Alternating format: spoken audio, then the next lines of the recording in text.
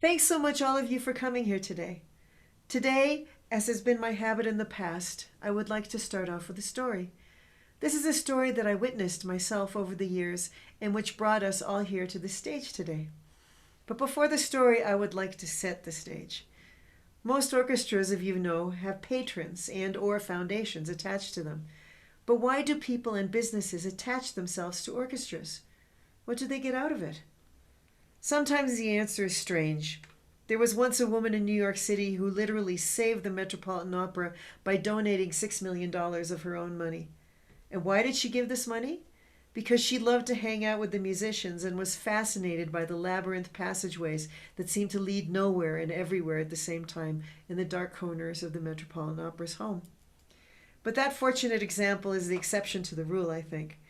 Most people give money to the arts for one reason and one reason only: tax deductions. But some people become attracted to the arts for business reasons, and that's the story I would like to tell today. The president of the patronage of the orchestra where I work was the president illegally for almost 20 years. He fought and kicked and stormed his way back into that position time and time again. But why?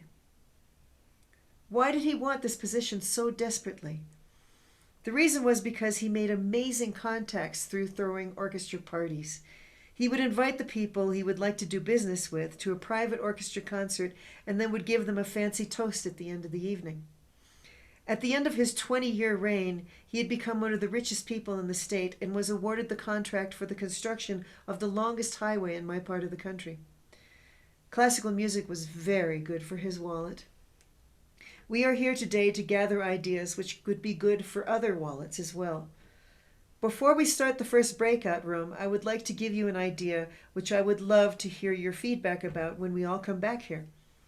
The Boston Symphony Orchestra has 3 sponsors: Bank of America, Rolex, and American Airlines.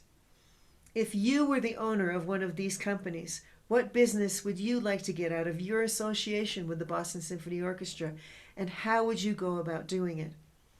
Remember, this exercise is not about how wonderful classical music is, but rather how to use classical music to grow your business. See you all back here in 10.